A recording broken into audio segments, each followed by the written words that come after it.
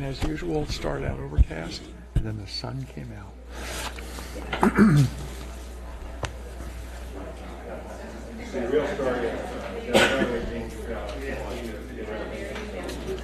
Our clocks are totally synchronized. It's great. Amazing. 3 clocks in the kitchen. Everyone says something different. Staff, you ready? We'll call the council meeting to order for Thursday, April 12th. May I have a roll call, please? Councilmember Harlan. Here. Councilmember Peterson. Here. Councilmember Bottorff. Here. Mayor Termini. Here. Please rise and join me in the Pledge of Allegiance. I pledge allegiance to the flag of the United States of America and to the republic for which it stands, one nation, under God, indivisible, with liberty and justice for all.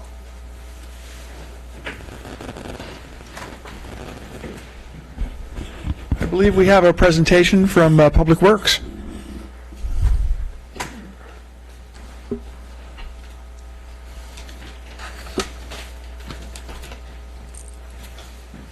Good evening, Mayor and Council. I'm very excited tonight to introduce Kailash Mazumdar, who is our new project manager. As you know, we've been looking to fill this position for about 18 months. And Kailash comes to us from the private industry, where he's been a project manager for a multitude of public and private projects. Kailash and his family live in Capitola, and he's been an active member of our Commission on the Environment since 2015. So I'm very excited to introduce Kailash here. Welcome. Thank you, Steve. It's a pleasure meeting all of you. And yeah, it's been, we've lived here in Capitola since 2014 and really enjoyed this community. And I'm really looking forward to just using all the experience that I've gained over my career to now help contribute to our community. So I appreciate the opportunity and looking forward to working with all of you. We're looking forward to working with you. Thanks for joining us. Appreciate it. Welcome. Yeah.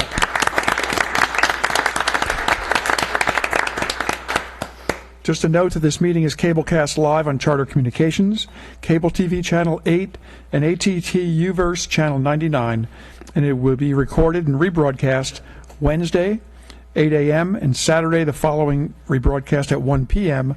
on Charter Channel 71, Comcast Channel 25. Meetings can also be viewed live on the city website at www.cityofcapitola.org. And as usual, our technician tonight is Lynn Dutton, and we appreciate his hard work. Do we have a report on closed session? Yes. Thank you, Mayor Termini, members of the City Council. There were 2 items on this evening's closed session. The first item was a labor negotiations involving all bargaining groups. The council met and conferred with its labor negotiator. The second item was an item of significant exposure to litigation. The council received a report from the city manager's office and the city attorney on one item of significant exposure to litigation. There was no reportable action. Thank you. And Madam Clerk, any additional materials? We received 3 items related to item 10B, one which arrived late this afternoon, and there are hard copies on your desk, and there are copies of all the items in the back. Thank you. Are there any additions or deletions on the agenda? Staff has no changes. Thank you. This is the time for public comments. Anyone who would like to address the council on items that are not on this evening's agenda, please step forward. Seeing none, we'll move along and go on to City Council, City Treasurer, and staff comments. Mr. City Treasurer, Peter, how's it going, and what would you like to tell us? Well, I can never resist having a comment. So I notice there's a vacant lot that's for sale just right here on Capitola Avenue, right in the village. And I looked it up. It's listed for $325,000, which seems to be a bargain compared to, say, like a parking structure that costs, 100 times more than that. Anyway, the thought was that I'm sure there are many ways that we could make use of that property, parklets or gardens or even parking, whatever. But my thought is that regardless of whether or not we found a use for it, it's not a bad investment. Now, I've been trying to find creative ways to get more than 2% on our money. But if we were able to pick that up and even sat on it for a couple of years, there's a chance that we'd make a healthy little profit. So I just thought I'd throw that out there. Mr. City Manager, would you report back to us a closed session at our next meeting regarding potential real estate negotiations? Sure, we can put that on next closed session. At the very least, Google Map, let's see what it looks like. We'll move on to City Council. Stephanie, what do you have to tell us? No items tonight. Got it? Kristen? Yes, just quickly. A couple weeks ago, I had the opportunity to attend the Seroptimists of Capitola by the Sea had their annual Live Your Dream Awards ceremony, and they were able to give out 3 awards to women to help them return to school and overcome whatever barriers they may have to going to school. So it doesn't have to be just tuition. It could be childcare. It could be automotive costs. And one of the winners this year was a Capitola resident, and her name is Joanna Ronci. And so I spoke with her at the ceremony and asked if she would be okay with me congratulating her at the council meeting, and she said she was. So congratulations, Joanna Ronci. And then finally, at the last meeting, I had mentioned the Community Action Board's rental assistance program, and I referred to it as a eviction prevention program. And it seems in the responses that I've received since then that there's some misunderstandings about the Community Action Board, what they do, and how they're involved here in Capitola.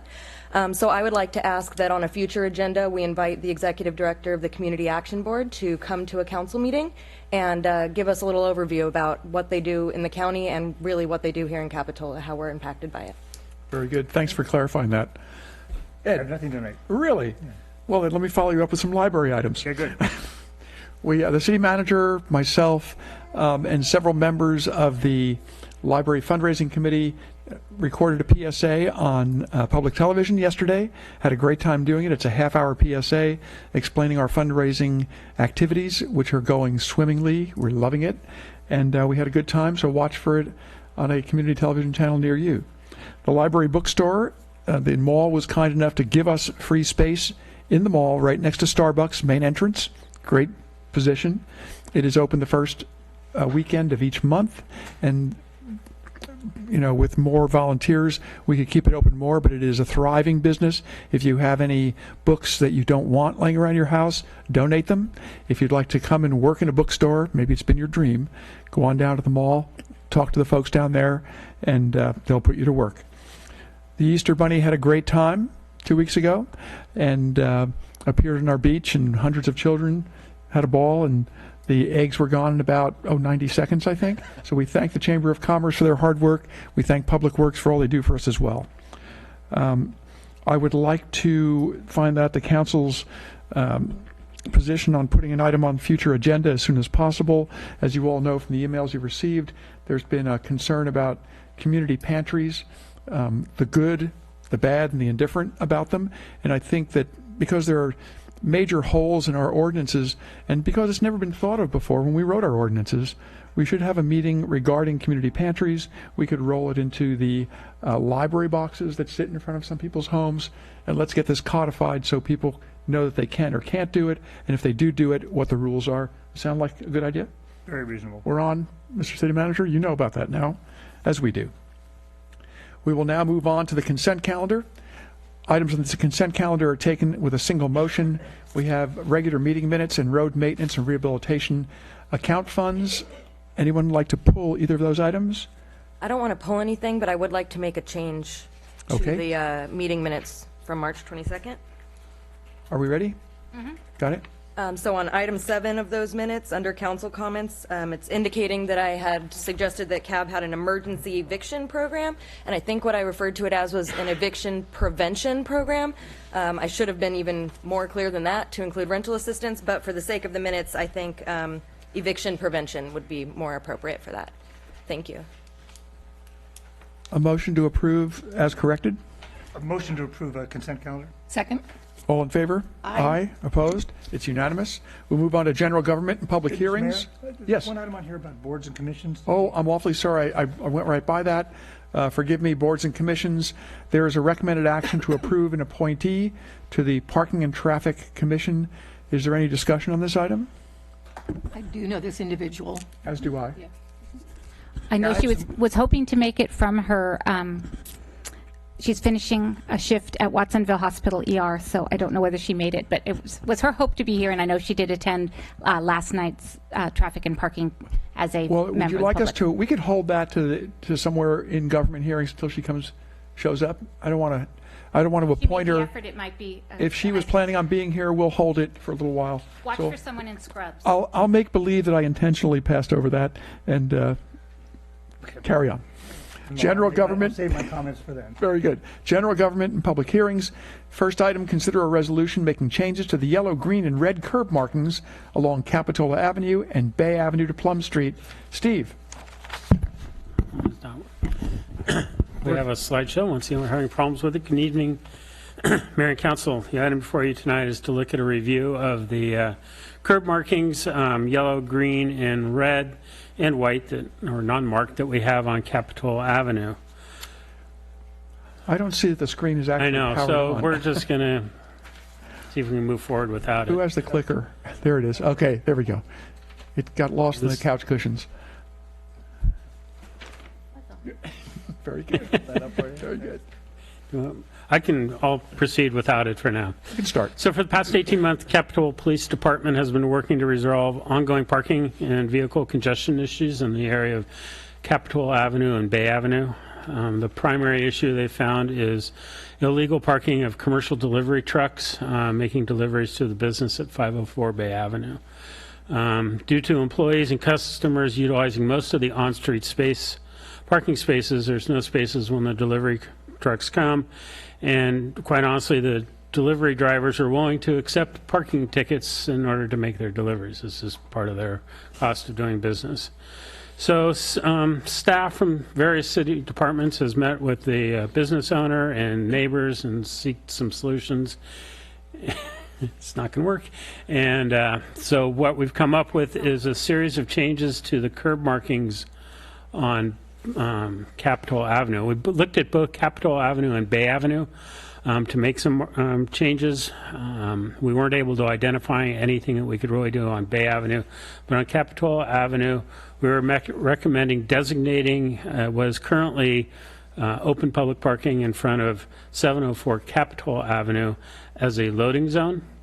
The creation of the loading zone will designate it as for deliveries of loading and unloading only from 8 a.m. to 1 p.m. And after 1 p.m. it would become 2-hour parking, open to the public. We're also recommending repealing the designation of two 24-minute zones on Capitola Avenue in front of 708 Capitola Avenue. These curb markings were designated that way. Who has it? I'm not on that slide. I'm sorry. We're going to give up on that. No, it's there. I like this. But it's not.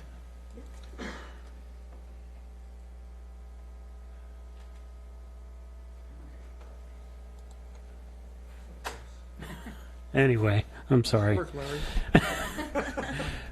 The green zones in front of 708 were designated green when there was a liquor store on the property there. That has since closed, and there's now a yoga studio, so the need for in and out traffic is a lot less, and there's approximately 50 spaces on that property right now, on-site spaces, so we don't feel the green zones are still warranted. We're also recommending repealing the designation of a 24-minute zone in front of 715 Capitola Avenue.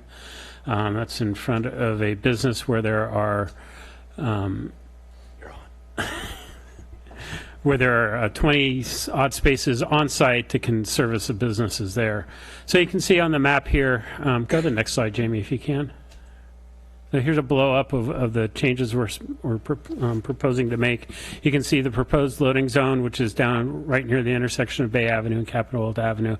And you can see the two green zones we're recommending be repealed and designated as just public parking where somebody could park for any length of time up to 72 hours, really.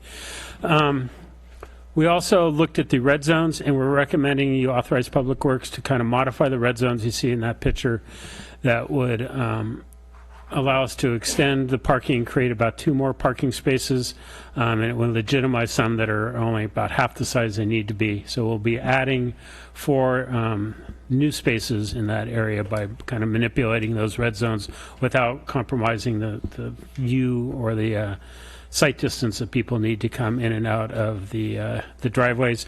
The one red zone we don't feel we can touch is the one closest to Pine Street there. That's really a difficult street to come out of, so we're going to leave that one. But the details are in the staff report. So that's the end of my report. But before we go to any questions, I'm happy taking questions from the council now, but I'd also like to invite Sergeant Daly to come up. He's been leading the POP project for the police department, and he's going to give us a little speech on that. Thanks. So good evening, Mayor Tremini, council members, and staff. As you know, my name is Andy Daly. I'm a sergeant with the police department. In November of 2016, Officer Weigel initiated a POP project for the parking issues related to this intersection of Capitola Avenue and Bay Avenue. For those of you who are not aware, a POP project is a problem-oriented policing program that is initiated by an officer to address a specific community need or concern. Our first goal was to identify the problem. So the police department received complaints about overflow parking and illegal parking at the intersection of Capitola Avenue and Bay Avenue. Officer Weigel initiated this response and personally observed the parking congestion at this location. Officer Weigel began reviewing ways the police department could work directly with the residents, the businesses, and other city resources to improve this matter. The police department identified two primary issues. The first was illegal commercial parking, and then the overflow in the permitted residential neighborhood, specifically Burlingame. The police department met with business owners, commercial drivers, residents, and members of city departments. Our initial response, the police department moved forward with conducting extra checks, and in the last 18 months, conducted approximately 200 extra checks in this area. These checks were performed by police officers, community service officers, and also parking enforcement officers. A multitude of contacts were made, and officers issued approximately 27 citations during this 18-month period. In the last several months, the police department has worked directly with Director Jesberg and provided information to him as needed to support this proposal. And the police department supports the proposed changes to the street parking along Capitola Avenue and believes that these changes will have a direct impact on alleviating the congestion of this intersection. As part of the POP project, Officer Weigel will continue to assess as we move forward and provide any appropriate feedback. So with that, if you have any questions for me. Any questions, council? Thanks, Sergeant Daly. Always good to see you. Great, thank you. Any questions of staff? Seeing none, I'll open this up to the public. Anyone who'd like to speak to us on this particular item, please step forward. Welcome. Good evening. Jerry Jensen. I live on Bay Avenue, and I just would like to thank the city. Parking is obviously, as we know, very congested up in that area, and we're talking with Jamie, Steve, Rich. I've had a couple of different meetings with them, bringing up the concern, and it's been great to have them be responsive and address the issue and talk to us and try to work through this. And so seeing this recommendation coming forward is probably one small step to maybe trying to make it a little bit better and safer is probably the biggest issue that we're talking about also. Wonderful. Thank you. Yep, thank you. Appreciate that. Anyone else? Okay, then we'll bring it back to the council. Start with Ed. Okay. Generally speaking, I think this is a great proposal. I was out there the last couple days walking around, talked to a few business owners. The proposed loading zone was pretty much mutually agreeable with most of the business, almost everybody I talked to. So I think it's a great idea. I have some concerns about the time limit on it because I have, in spare time when I have nothing to do at 3 and 4 in the morning, I've sat there and watched deliveries come, and my concern is that we're only proposing to do deliveries from 8 a.m., which means that parking place, if it was prior to 8 o'clock, someone could park there in that loading zone, which means that if the delivery truck, not necessarily that they make the deliveries at 4 or 5 in the morning, but if they arrive, they don't have any place to park. Mm-hmm. So I would like to see us somehow amend that so that it was a loading zone. So the designation of the hours of the loading zone are in our municipal code. So if we want to change that, we would have to do an ordinance and amend our code. Okay. But then here's the dilemma, okay, because realistically, trucks arrive prior to that. And if we have that only limited as designated as loading, people can be parking there. And if there are people parking there at 8 a.m. and these trucks show up to preserve So that after spot. 8 o'clock, they could be towed. I would or ticketed. I understand that. My concern is when a 50-foot truck Right. trailer pulls up at 3 in the morning, it will have no place to park. And I'm trying to be accommodating here is my concern. So I'm asking you, how can we address that? So our recommendation, so we took a look at this, and the issue is that in our code, it says yellow zones are between these hours that are specified here. Our suggestion would be take this first step and see how it works. It's an improvement over the existing situation, and if it does prove that there's overnight parking that's taking up the spaces and deliveries, there are conflicts at 5, 6, 7 in the morning, we come back and we make the ordinance change. Yeah. I just think we're making a great effort here to do a good thing. We're providing a much-needed delivery space. But the fact is that, citizens, regular citizens who park there realize that if they're going to work at 7 in the morning, that they can park there overnight. And realistically, I'm telling you, these trucks are pulling up and they're not going to have a place to park. So we're devising this great system that might be destined to fail. So Can I ask, the rest of the time, it's 2-hour parking the rest of the time? From 8 until 8 p.m. and then after 8 p.m. there's Well, so from 8 p.m. or from 1 until 8 p.m. it's 2 hours. 2 hours, So right. it could be possibly overnight. How hard is it to make that a special loading zone? I mean, is it impossible to? Is there any other wording we can use on it? The code's pretty specific. It says a yellow, so if we paint it yellow and somebody looks in the code and looks what a yellow curb means, it's pretty specific. Could we can create time limits, otherwise we can say 2-hour parking 24 hours a day, except for when the yellow's in, or we can come back and amend the code for what a yellow curb says. I'm just thinking this is a good thing. We're accomplishing a lot here. But I mean, it needs to work. Right, I understand. When we're putting guidelines that could put limitations on it, it makes it. If we made it 24 hours a day, 2-hour parking except with loading times, no one's going to park their car there overnight. Yeah, that's great. I'm just Or trying to make it no overnight parking. Yeah. But Because it's traditionally what we're also doing is we've got the other 24-minute zone that we've removed those 2 places in front of the old liquor store, which when the liquor store was there, that was a great concept. But these trucks are we're pulling up there at night because it was a 20-minute zone. Nobody would park there overnight. So there was always a place for the trucks to pull up and wait till, they were going to wait till whatever their time was. So how about no overnight parking in the loading zone? That's what I'm asking. I heard that as a possible solution, yes? I was thinking we could do an amendment to our code to say, within certain specified hours unless otherwise posted. Yeah. Sound good? Yeah, I just want it to work. I want it to succeed. I think it's a. We could bring back an amendment to that effect. Yeah, I think we have a solution. Yeah, But that's a good point. Yeah, the deliveries are happening at other times between 8 and 1, and we have to accommodate that. So that was one thing. Other than that, removal of the 24-minute zone, I totally support those 2 places we captured. We captured another spot across from in front of the donut shop, another great place.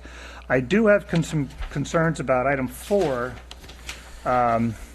I don't know how we want to do this, but item 4, it says Public Works make a small adjustments to the existing red zone to maximize the parking. And I would like to include something where I can physically go out there and work with Public Works, whether it's whoever's doing that. The suggestions you're making, the 32-foot red curb, you're reducing it by 5 feet. I think it can be reduced farther. I don't think we have a uniform standard of how we're reducing spaces and but the optimum goal to me is make it so that we can fit cars there, not necessarily footage. If we were to change it by 8 feet, it would allow 3 cars, and to not be able to do that. I understand the returns. I looked at where you had returns. I looked at visibility. I looked at all the standards that we kind of have around the city for safety and everything else, and it's a little inconsistent with what we recommended. So that's my concern. So what we tried to do there was to, add complete spaces. So by adding 5 feet here, we add a space. To add a whole nother space, you'd have to add another 20 feet, and we didn't think that was Right. fit. But I'd be happy to meet you in the field and go through That's what everything. I'd like to suggest, because when you did remove the 2 green places, then you get into the red, and you do that, there actually is like 22 feet of red, and you have a little bit extra on the green. Right. And what we accomplished here is we took away 2 places by adding the loading zone, and it looks like we had a net of 8, but it looks like we can get up to 10. You mentioned Pine Street, but I think you meant to say Plum, as it goes around the corner There's some other red places there where this is, because what I'm trying to overall do is, was mentioned here, trying to reduce the impact on neighbors by creating more parking places. I believe there's an abundance of red there that's not necessarily needed, and we're doing great things. I mean, the loading's good, the green's good, but I just would like to, hold back. I don't think we need to make any kind of a amendment to the resolution, but I just would like to be included in some field with that red when we're doing those, because I think we can really make an impact to the residences in that neighborhood by just using space that we've just. It looks like one of the stories I got, and I can't validate this, but so the produce people painted their own red curb across the street. So, I mean, there's some things there that I think we can really do as a city to just make that area just better for everybody involved. So, Okay. Other than that, I think I appreciate the work. I think everything that's suggested is great, and I'll make a motion to approve staff recommendation. And included in that resolution, could you include giving staff the latitude to expand the parking spaces into red zones if they feel that it's safe? Well, it's the language they put. They actually put the language. In the resolution, it just says, direct Public Works to make adjustments, existing red. Doesn't mention footage. It just Right, says, so not specific to your staff Right, report. I tried to get specific in the staff report, but the resolution gives us great flexibility. The resolution is fine. I just want to have that conversation that we could go out there and just take a final look at it before we do that. Kristen, do you have anything to say? I just have a quick question. Most of the things that I was going to bring up, Councilmember Bottorff just brought up for me. Thank you. But I guess my only question left is there or are there any concerns, or were there any consideration of concerns about emergency response vehicle access by shortening our red areas? Or is that just No, it's not a mainly concern? a matter of sight distance for coming in and out of the driveways and off of the streets there. So that's the main reason we do the red curbs in those areas, is sight distance. All right, well then I second the motion. Good. Stephanie, Did we need to have a copy of the resolution to see tonight? we have it. I have You it. should have it. It's That's a staff report. That's all I got. May I pass it down? There we go. There's the resolution. All I got. I didn't get it. There you go. Oh, thank you, thank Keep it. you, thank you. Okay. Sorry. Just wondering where it was. That's all. I approve this. I think it's great, a great idea and a great improvement to that area. Likewise. So we have a motion and a second. All in favor? Aye. Opposed? It's unanimous. Thank you, Council. Which school are our students visiting us from tonight? SoCal High? SoCal High, everyone? All right. Great to have you. Yay. And our traffic and parking nominee has arrived as well, if we want to. Most excellent. Then we'll back up and we'll take the item of our nominee. I don't know the Staff, you want to tell us? Yes, we had a midterm retirement from one of our founding members, Margaret Kinsler, and we've been recruiting for this opening for a while, and we were pleased after, I think, an email distribution to the Residents Association. We did get an application from Melanie Rao, who is just at the kind of the edge of the village, in an area similar to some of our where other village representatives have lived. And so at this point, staff is recommending that she be nominated to finish the term. Any comments, council? I do have some concerns. When I moved to this town, my first position officially was on the parking commission as I was a village resident. And we've always upheld that in order to be on the parking commission with that designation, you had to be a village resident. And I know that some people have expressed interest to be on the parking commission, and they don't necessarily live in the village, and they've been told that they could not be on that because they don't live in the area. And the village obviously is sometimes designated upper village, lower village. And I believe the applicant lives in Depot Hill, which is not in the village, and I have reservations about, when we advertised for this, we advertised as a village resident, and now we're willing to accept someone that is a Depot Hill resident, and I'm thinking, well, we should have asked, maybe is there any upper village people that wanted to be on this, because I think they didn't apply because they felt they may not be eligible. So I have concerns about going outside the zone. I have nothing against who the applicant is, and I think it's great that someone wants to apply, but if we're going to make that appointment, I would think we should advertise that because we cannot fill the position from a village resident, we should advertise for at least another 30 days and say, is there anybody else in maybe the upper village area that would like to be on this commission? Anyone need to say anything else? It's right on the edge of the village, so I don't have a problem with it at all. It's the Casablanca Apartments that are sort of half and half. They're sort of village and sort of Depot Hill. Actually, they're more village than Depot Hill, I think. Truly. 101 Grand, it's a Depot Hill address. Yeah. It is, Yeah. but they're affected by all the Not traffic by 101. Monterey and all the traffic goes into the Is that what the village. address is? I thought I read that in the She's update. on Central. Central. Central, I'm sorry. Yeah. Right across from me. Kristen, have anything to say? No, no comment. Okay, anyone like to make a motion to accept this? Move approval of the nomination. Okay, we have approval of second. Let's take a roll call vote, please. Councilmember Harlan. Aye. Councilmember Peterson. Aye.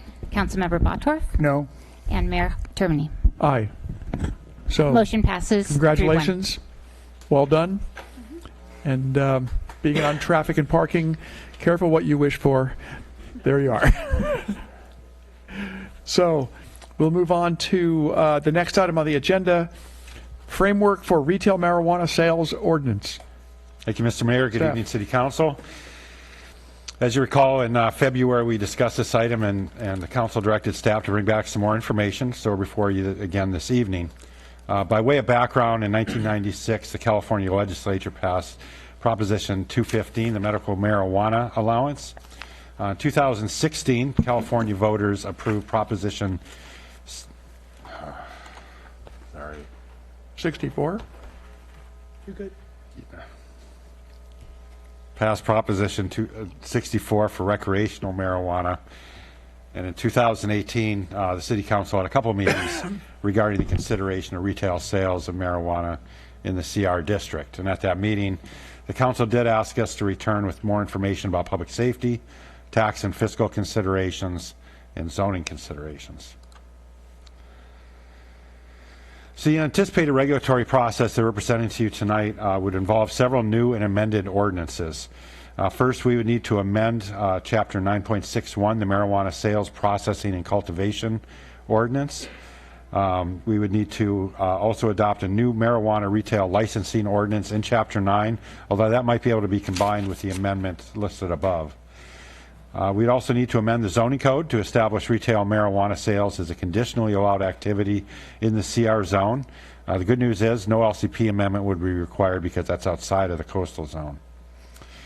We'd also need to establish a new marijuana tax ordinance in Chapter 3, Revenue and Finance. And finally, we'd have to amend our fee schedule to adopt any new fees for the permitting process for marijuana retail. A couple of tax considerations. Staff would suggest that a 2018 ballot measure would be necessary to impose a local tax. And in order to do that, we would have an August deadline to place the measure on the ballot. So just a quick process and schedule.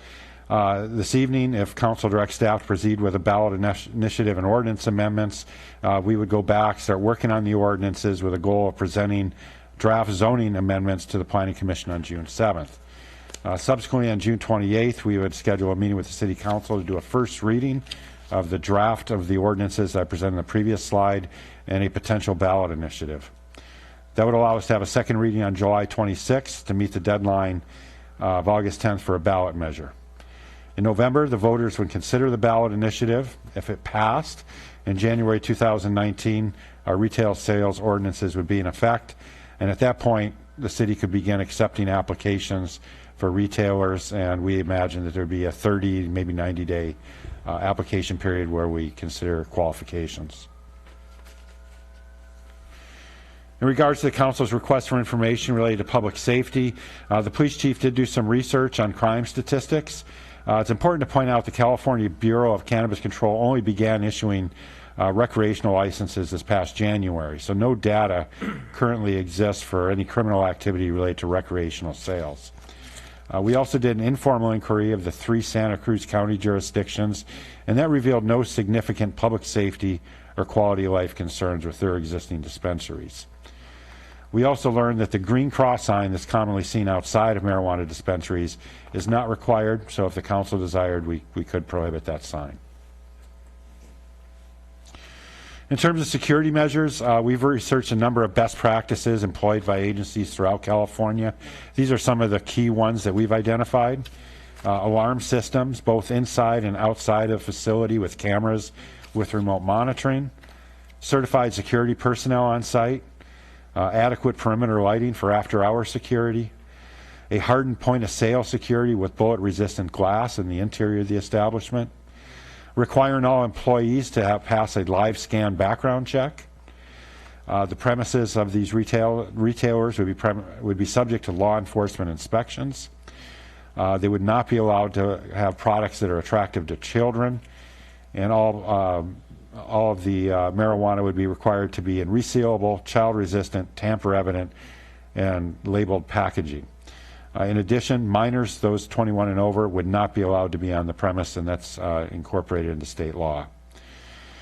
We envision that these types of conditions would be implemented by the police chief into all retailing permits, and as best practices evolve, we would adapt those measures, and we wouldn't propose to put them necessarily in an ordinance, but do that more administratively to give the police department more flexibility to adapt. In regards to tax and fiscal implications, the current marijuana taxes at the state level include a 9% sales tax plus a 15% state marijuana sales tax, so a 24% tax before the local agency does anything. Based on our research, most cities and counties charge an additional 5 to 10% local tax on top of those mandatory taxes, and the best estimate we could develop would be one retail outlet could be expected to generate between $200,000 and $300,000 per year, depending on the tax rate established and the sales volume. Staff would propose that the tax measure be a not to exceed 10% and that it be placed on the November 2018 ballot, with the actual final amount set subsequently by the City Council. Both the City and County of Santa Cruz use this approach, and after it passed the ballot, it settled on an 8% tax in the city and a 7% tax in the county. The revenue generated could be used in part to offset any increased city service demands, and staff would recommend that all cannabis ordinances be contingent upon the tax measure passage. The ballot measure, in addition, would allow Capitola voters to ultimately decide the fate of retail marijuana sales in Capitola. A couple considerations about the tax rate. Based on our research, setting a tax too high could drive black market sales or undermine the competitiveness of Capitola retailers and drive consumers to neighboring jurisdictions. In terms of zoning, I mentioned earlier we would need to amend the code. This would only apply to the new code because it is outside the coastal zone. We would establish marijuana retails as a conditionally allowed use, so all those licenses would go before the Planning Commission for approval. And we would develop standard conditions of approval and performance standards in an effort to minimize any land use conflicts. So the area that we're looking at is generally limited to the 41st Avenue north of Capitola Road, Clare Street, and then there is a couple of sites along Auto Drive that potentially could host a retail outlet. We would also suggest a 1,000-foot path of travel buffer between schools and churches, and I'd point out the California state law also requires a 600-foot minimum separation distance. We'd also suggest, in addition to that, a 500-foot buffer between retail establishments. We believe it would be smart to require independent exterior access required for any establishment so that they don't share entry with any other businesses, particularly those that might cater to children. And then finally, any retail outlet would be required to have their CUP and any state and city marijuana permitting licenses. So in addition to the CUP, we also envision that these outlets would require a cannabis retail permit or license. So we prepare a new municipal code section to require this and establish the various standards of obtaining a license. The permit would be issued by the police department. We believe that a maximum of 1 to 3 businesses as determined by the CC would appropriate given the limited size of the CR district. The permits, we think, should run with the businesses and not with the property so that they can be tied to hopefully a reputable business operator and not a property owner. And we would also suggest that permits be issued on a competitive merit-based system based on legal retail experience, civil and criminal records, operations and security plans, and residency.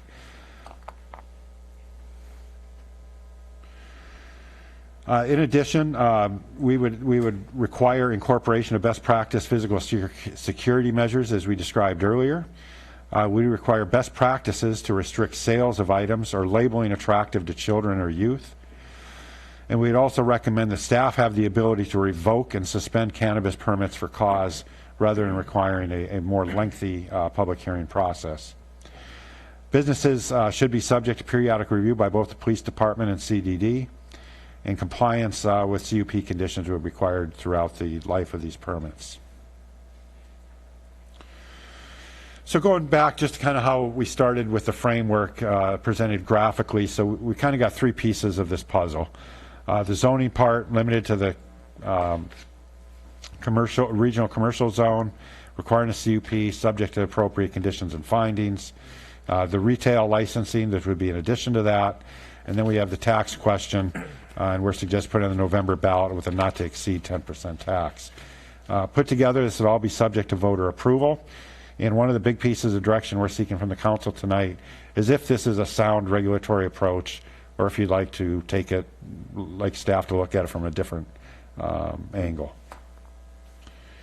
We'd also appreciate additional direction on if staff proceeds with developing a ballot initiative for a not to exceed 10% local marijuana tax, and if so, if we should consider a polling contract for this and any other potential ballot items. If the council wishes to set a maximum number of businesses at this time, or if that's something for a later meeting. If there's any additional regulatory or public safety concerns or direction, we'd like to hear that tonight. And then any next steps that you'd like us to take. And so with that, that concludes my presentation. And I have several questions for you. Sure you do. And by the way, really well thought out. It's exactly what we were looking for, this kind of information. What is the maximum tax rate that the city and the county proposed, and are they at that at this point?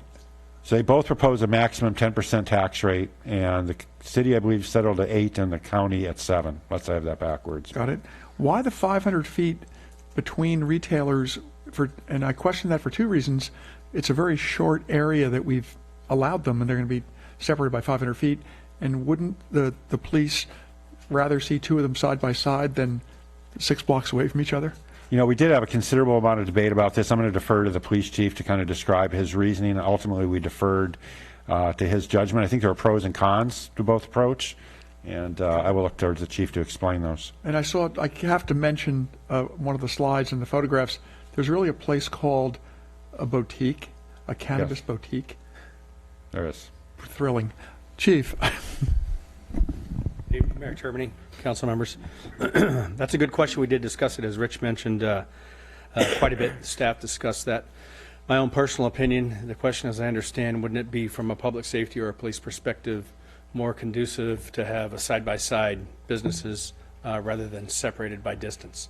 I don't believe it would be conducive. And I'm basing that on my knowledge related to public safety concern, which is different than crime. And I'm not talking about police operations or response to crime. And certainly Rich touched on it locally with the 3 cities that have authorized retail sales, City of Santa Cruz, County of Santa Cruz, and Watsonville. They have not experienced any crime or nuisance activity. But from a public safety perspective, for the portion of the community that may be not fully supportive of retail sales, I think separation of storefronts of businesses is more conducive to the community expectation and likely manages potential nuisance activity where a larger number of potential nuisance persons would gather at a single address or a single lot that has, for instance, 2 dispensaries or 2 retail outlets compared to 1 at each side of the block. So my personal opinion is separation is the way to go. Good enough for me. While the chief's up here, any questions of the chief? Seeing none, thank you, Chief. One last question, I think it's for the city attorney. Now, we're talking about a tax measure, and there have been some tremendous suggestions from the community regarding the use of this tax. It could really do some wonderful things. The difference between a simple majority and a 66% passage of this kind of a tax, if we include some specifics in the ballot language in addition to other specifics, but not committing to X number of dollars going to anything, are we still on firm ground with a simple majority? Yes, you are, and you've done it before with general tax measures where you spell out a list of priorities, Right. but make it clear that you're not irrevocably committing a certain percentage of the revenue to Once those we commit a priorities. percentage, where do we stand at that point? Then arguably you're establishing a special tax, which under Proposition 218 would require a 2/3 majority vote.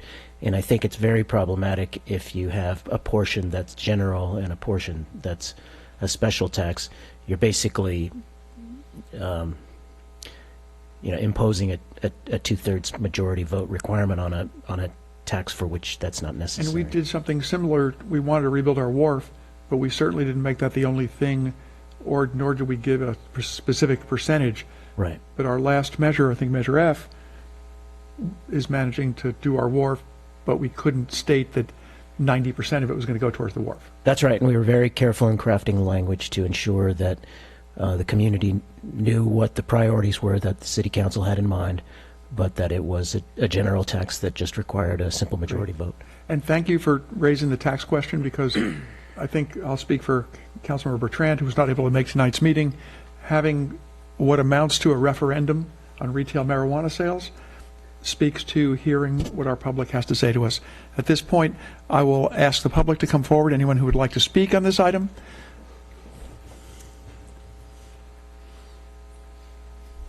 It's good to see you, Yvette. Welcome. I have a bit of a scratchy throat, sorry. So good evening. My name is Yvette Brooks. I am here to talk about the unique opportunity you have as elected officials to make a positive impact on our community. Tonight you will discuss and direct staff to explore the pros and cons of allowing marijuana dispensaries within our city limits.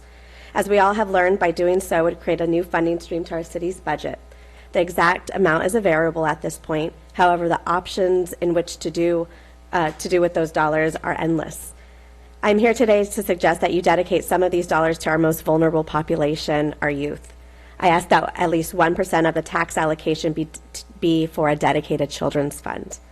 I know that U.S. city officials have already allocated general fund dollars towards grants, the rec department, and other youth programs. However, in just a few years, our budget will no longer be able to sustain what already exists. This is your opportunity to be proactive and thoughtful in our city's future. As you know, many cities are in crisis, dealing with homelessness, drug addiction, and crime, and studies show that investing early reduces these numbers drastically. There are several options in creating a dedicated children's fund, like the city of Santa Cruz. They created policy language stating their intent to use those dollars. However, cities like Alameda and Oakland have taken it to the ballot. I understand that it will take at least a 66% vote to pass should you decide to put this on the ballot, but I believe our community will vote in favor. With all that aside, I can't assume anything, and I would suggest polling what our community thinks about a dedicated children's fund using marijuana tax dollars. I emailed earlier poll information from San Joaquin, which I think will be helpful. I truly hope that you will see how important this is for all of us. Should the poll come out in favor, it will be up to U.S. city officials to take it all the way. This will be groundbreaking, and the city of Capitola will be making history. Thank you for your time. Thank you. Welcome. Thank you. Good evening. My name is David Brody. I'm the Executive Director of First 5 Santa Cruz County. It's a pleasure to be here in your beautiful chamber offices. I'm embarrassed to say I haven't been before, but they certainly are a testament to this wonderful city.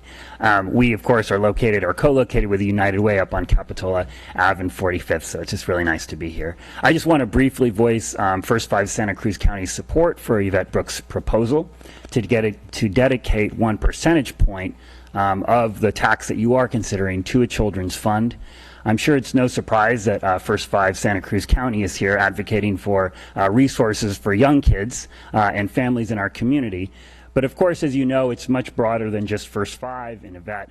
There really is an emerging movement both to establish these funds not just at county levels but at the city level for children and youth, and also to access or to draw on these new available revenues through the decriminalization of cannabis in our state.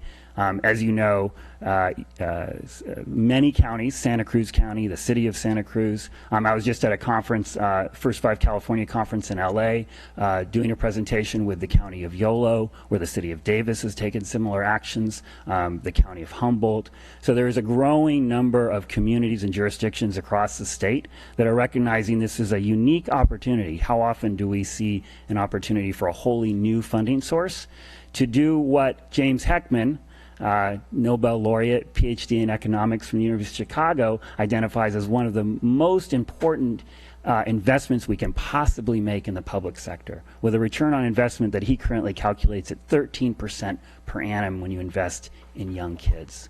So I won't take up any more of your time. We want to voice our support. We want to thank staff and the board for your consideration. I think I'm out of time. Thank you very much. It's okay. Thank you. Would anyone else like to address the council? Then I'll bring it back. And Stephanie, why don't you start us? Well, I think it's a great idea, but I think we need to do some polling and then see what those results are.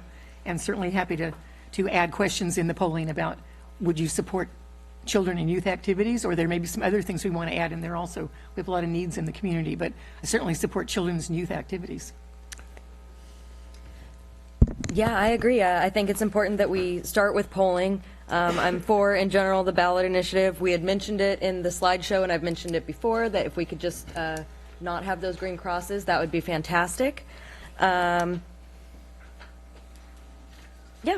that's all. I'm in favor of the polling, and I would like to have that, the idea of the dedicated children's fund as part of the poll to determine community support for such a thing. Ed?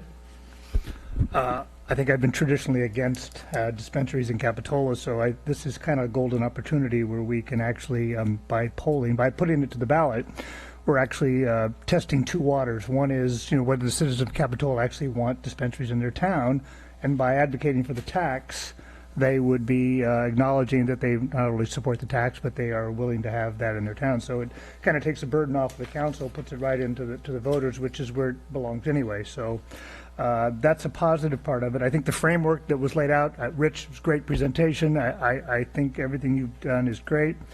I personally would like to, if I had a recommendation, I would say, based on the trend with marijuana in the state and the already 24% tax that's there, the not to exceed 10, I think we do ourselves a favor by making it not to exceed 8, because we know we're not going to go above 7 or 8. So if we just put not to exceed 8%, that still allows the council to make a decision on what that percentage wants to be. And if it does, I hope that the council doesn't lower it to some ridiculous number to actually entice business, but just to be competitive with the other regions. The polling is absolutely great. If I had to weigh in on the recommendation on 1, 2, or 3, I would feel 2 would be more than adequate to have in that small area that we have. I definitely support the 500 feet for all the reasons the chief mentioned. I can see that becoming more of a gathering point, which is not the intent. So I'm glad that the chief shed some light on that. As far as with the 2/3 and the dedicated, we've been down this road with dedicated taxes. I'm really leery, because now what you're doing is, by putting that on a measure, we've polled TOT tax one time. It got polling back at 80%, lost miserably. So I think the opportunity to pass this at 51% is a golden number, because now what you're going to be testing is, I don't know if it would be a positive or negative to say where the money's going to go. I mean, we could have a lot of issues about where that money would go. I think the important thing is, if I was in favor of just adding revenue to the city to disperse, much like what we did with Measure F, we said, our intention was to rebuild the wharf, but we also were at the same time admitted in the language we were making a commitment towards, can't cite it exactly, but maintaining or improving the level of police service in the town, and that was a commitment. And I believe that item polled well. So I think we'd be better served if we truly wanted to win the measure, which I'm conflicted over, because that would be. But if we wanted to win the measure and fund this, this revenue source, which could be $200,000 to $300,000 times 2 places, you're looking at potentially $500,000 a year, which would be significant to the Capitola budget. I would rather have some language in there and we can test this, as Stephanie said, through the polling, but I'd rather have language that just said that our intent is to make a strong commitment towards children's education and services and something along those lines. But Thank you. I think that the presentation was fabulous. Yeah, I would agree with you, and I'm kind of on the fence now. How much would polling cost us, Mr. City Manager? So it's been a couple of years since we've done our last polling, but if memory serves, I think our polling contracts have run around $17,000 to $20,000, somewhere in that range. That's what I recall. I'm reluctant to spend that kind of money because I'd like it to be a very clean, basically referendum on marijuana sales, which the clean general fund with intention towards the children's programs in the ballot measure. And at the same time, I've been surprised by polls before, but I could go either way because there is some merit to polling to see if we can lock some money in for children's education. My reluctance that you hear in my voice is that 1% might be as much as $50,000 or $75,000 a year, and we tend to exceed that on a regular basis. And I would hate future councils to fall back on that commitment as their ceiling. Because between our grants and our recreation programs and Campus Kids Connections and many of the things that we do, we far exceed that. And I'm reluctant to open that door for future councils to say, well, we committed 1% and that's it. Well, I think they're looking at it for new children's programs, probably. No, I know, but you know that we're not going to be here in 9 months. We don't know who is. Yeah. And there are always ways. And by the same token, you could argue that making it a council intention doesn't guarantee it. So, again, I'm on the fence. Do we spend $20,000? Mr. Treasurer, did you want to say something? Well, yes. I sensed that. The notion of the poll, I actually talked with Jamie about this a little bit. There's other items on that we could poll, like you might be aware of my position of the value of the Office of Treasurer. That's something that we could add to that poll. So if that sways you towards whether or not we have a poll, we could do more than just learn one thing with this poll. And then secondly, from a revenue standpoint, clearly it's especially since last meeting we talked about losing our TOT tax was down from last year. The malls are struggling. The notion of turning down additional sales revenue, I would be reluctant to get rid of that additional funding stream. To your points, I think that the polling, I am now starting to feel more and more like it's a good idea, bringing the treasurer question into it. And also, they can structure the polling in such a way that they first ask about the tax in general and retail marijuana sales, and then they develop polling results. Then they ask, what if 1% were dedicated to children's services, and then they give us new numbers. So I think those are the kind of crosstabs that will help us. So I would tend to be in favor of the polling. Stephanie, you wanted to say something? I just had a question. Why not consider the area south of Capitola Road? Church. There's a church within 1,000 feet. There is a church on Capitola Road. 41st Avenue 41st Avenue. South, yeah. Yeah. Why not 41st Avenue South? No, I think at the last council meeting, that was the direction we received, is to limit to the regional commercial zone. You could look at that area. You do have some more residential uses that are down along 41st. But don't we also have a church further down 41st? No, South? that changed into the housing. We had a consensus to keep it in the CR district, and I thought we were pretty adamant. We were in the CR district, right. But now that I think about it, it's kind of a limited area, and there aren't that many standalone buildings there. There's just the dentist office and the bank. Well, it could go into a strip mall. There's quite a few businesses. It could go into as long as there isn't an entrance, general entrance like the mall. So the strip mall where the sushi restaurant is, and McDonald's. I thought you said a standalone restaurant, though. standalone No, it doesn't have to be building. standalone. It only has to have a dedicated entrance. Right. So they can't go into the mall and then see a marijuana boutique. But I was thinking 41st Avenue down the other way. There are some opportunities there, too. I'm not sure how many opportunities are there on the other side. I think if we're only going to limit it to possibly two, I think we have a large area that they'll be able to find those locations in, and I think I thought we had that discussion that this Yeah, was the area that we did, would but now like. I thought about it again, and I just wanted to bring up another idea, that there may be other, I don't know if that's enough areas for the retail, and I don't know, I just brought it up. We're only talking about possibly two, but I mean, I lean towards only 2 permits. The suggestion was 1, 2, or 3 Well, what locations are you thinking about? in the CR district. Right, but I mean, it could be- in particular, do you have Well, any? even on Auto Row, I mean, there'd be a great place on Auto Row. I They're mean, not going to move. Where China Motors is, or was? They're, you know. Well, also, let's look at the strip mall that's where Ross is and Chipotle's. That's also all single entrances. That's a possibility. There are locations along the entire 41st Avenue on the other side. There's a lot of possibilities. a lot of possibilities. Okay, okay. Okay. Well, I was thinking there weren't, because I was And- thinking it was supposed to be a standalone building. With regard to 1, 2, or 3, do you necessarily need tonight the number of locations? And at the end of the day, when we go to the ballot, can we say a maximum of 3, and then at council's direction at a later time, we can decide on only 2 permits? Yeah, I don't think we Just need like to the know. tax, I'm looking at the same kind of thing. I don't think we need to know that information tonight, and I think we could craft the ballot language or the polling language however we choose.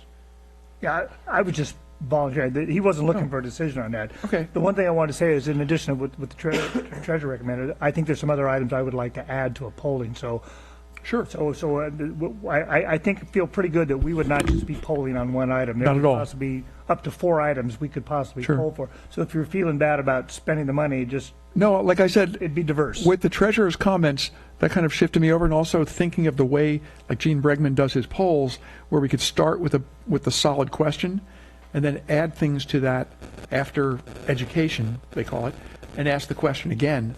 We could find out about the childhood portion, and if we do get solid 80 plus, points on it, and if we're ready to go in that direction, the poll will tell us. So, and when I talk about I'm not stuck on anything over 2 either, but I'd like to give the council the ability to have 1, 2, or 3, so that the poll or the ballot measure ultimately gives the council the latitude to do the taxes up to 8%. I agree with that, and also the number from 1, 2, or 3. So to be clear, the voters would actually be voting specifically on the tax measure. Right. The other ordinances would only take effect if the tax measure passed. So Would we not include in the ballot language, a maximum of 2 or 3? I mean, it seems like to have a proper referendum to put before the city, we would like to let them know that we're not going to put 22 marijuana shops / boutiques all the way up 41st Avenue. You could do that. The one disadvantage of doing it is that should you decide that you want to try additional outlets, you'd have to go back to the voters, but that would be the council's prerogative. Oh, really? So if it's left unsaid, they just they voting on the tax and retail sales, period. That's And right. perhaps dedicated percentages. And I then mean, council has a it would be position. very possible to have your ordinance adopted before the vote in November, your marijuana commercial sales ordinance, so that they know what's on the table. Got it. Okay.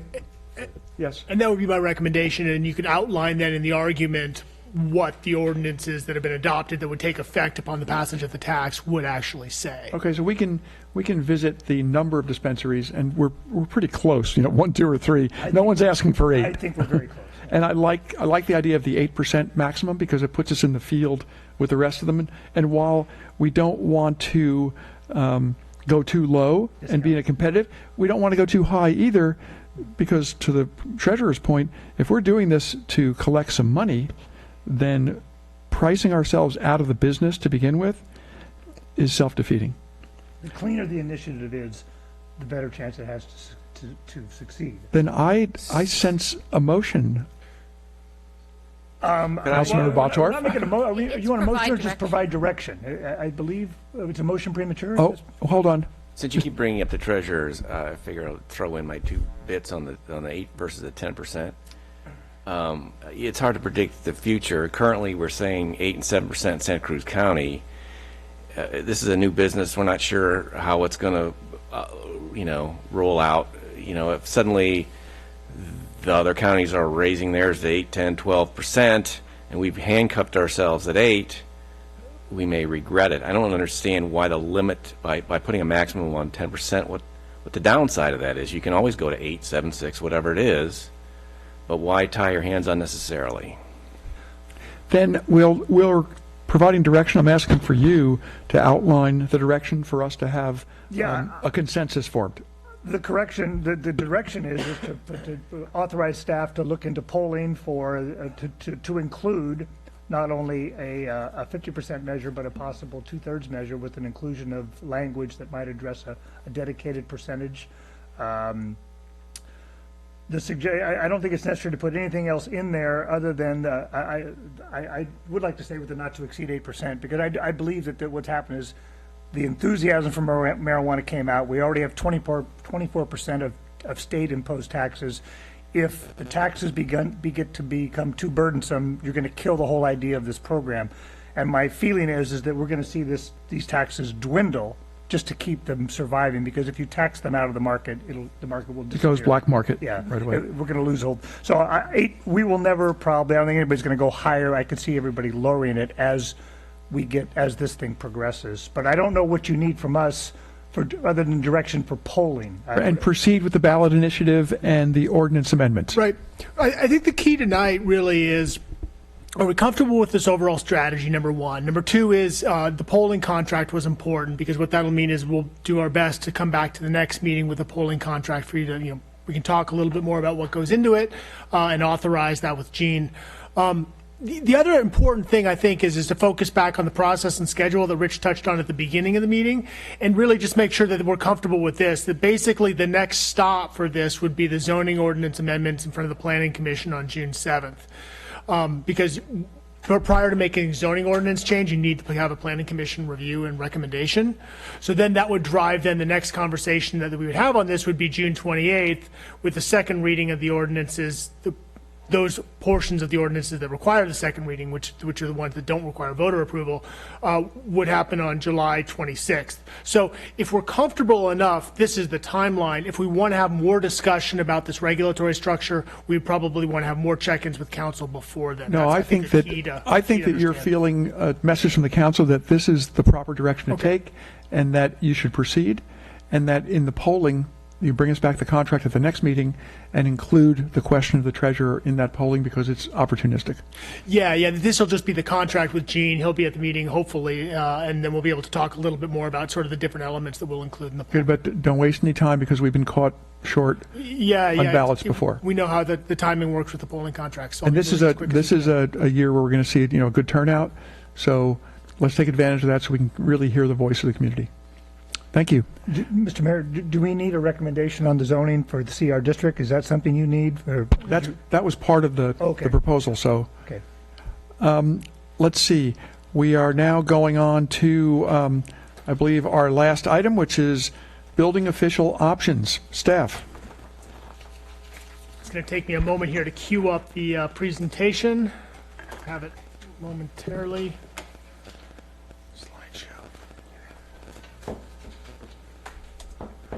Mr. Mayor, members of the council, so this is an interesting item, and it has to do with a bit of a kind of an innovative idea about providing services in our building department. The city of Capitola has had a building official since we were incorporated in 1949. I actually pulled up, I think it was resolution number 21 of the city, appointing the city's first building official and then setting his salary. As the council is well aware, the building official is responsible for maintaining compliance with building code throughout the city, and also serves as the city's ADA compliance officer, compliance with the Americans with Disabilities Act. Unfortunately, our position in Capitola has been vacant since last summer, when we lost our building official up to a city in the North Bay. And we've had it filled on a part-time basis with a contract with a private firm that provides those services since. Unfortunately, our efforts to recruit a building official have been unsuccessful, and the job market, as we've learned, is quite tight, with a high degree of both public and private sector competition for the skill sets of a building official. In looking around at vacancies in other jurisdictions, we're recommending a 15% bump in the salary that we're offering building official. to be competitive in recruiting in this current market. We've also taken a look at what the building division does as a whole, and currently we have 2 staff people in the building department. We have the building inspector and the building official. And my impression, my view is that we could do the same level of work with a 50% building official, full-time inspector, and then a part-time development services tech to take some of the administrative load off of our inspector and the building official as well. I think that would actually provide a little bit better match in terms of job descriptions and responsibilities with the actual sort of duties of the department. It also serves as additional redundancy. There's more people in the building department that know how to do building than 2 people, because right now with the building official gone, we are down to 1 person in the building department, and it's a very specialized skill. It's not something that somebody from, say, the finance department can step in and fill on an interim basis. So there's a little bit of additional redundancy that's provided with 3 people working in the department. So one of the concepts is we reached out to the city of Scotts Valley, who has a contract building official now, to talk about potentially sharing a building official down the road. And management staff at Scotts Valley expressed an interest in pursuing some sort of shared building official model. So working with management at Scotts Valley, we've kind of delineated what this could look like, with the intent that I would present this to the city council as an option for this evening, and Jenny Hariyama, the city manager in Scotts Valley, would present it to the Scotts Valley City Council next week.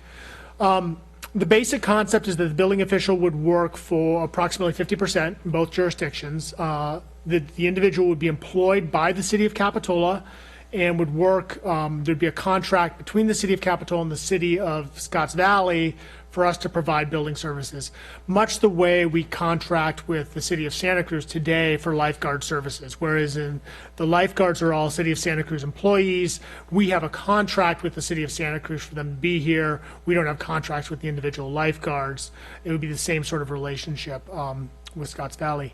The proposed term initially would be 3 years. We talked quite a bit about contract termination and really the notion that in the first year it'd be 3 months, and then thereafter it basically would require a fiscal year notice, that they'd have to notice us 6 months before the beginning of any fiscal year if they wanted out of the contract. Scotts Valley would reimburse us for 50% of the direct costs, which would be the salary, health care, PERS cost for the employee. Plus 50% of the vehicle costs. We assume that this individual would have a dedicated vehicle, just job responsibilities in both jurisdictions and getting back and forth.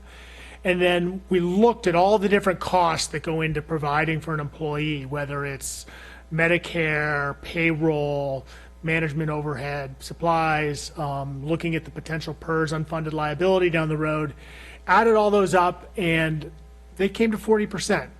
So rather than identifying all those minutia, those different things that go into that, we agreed with a 40% overhead. And then Scotts Valley had a little bit of a concern about writing us essentially a blank check because they are reimbursing for the direct cost for the employee. So we took a look at what the direct costs would be at the current proposed salary, at the top step with the most expensive health plans available, and basically looked at it over the 3-year term, and I believe we could set that at not to exceed $105,000 a year for Scotts Valley. So the contract would be these costs not to exceed 105 in the first 3 years. And then Scotts Valley would participate in the hiring process, would participate in the annual review process. So the good news behind this is the total staffing number for the city of Capitola would remain constant, and we would end up with a projected $30,000 to $40,000 a year salary savings overall with the total reorganization, a potential better match between the job responsibilities and the department staffing, and as I mentioned before, the increased redundancy. So the recommendation for you this evening is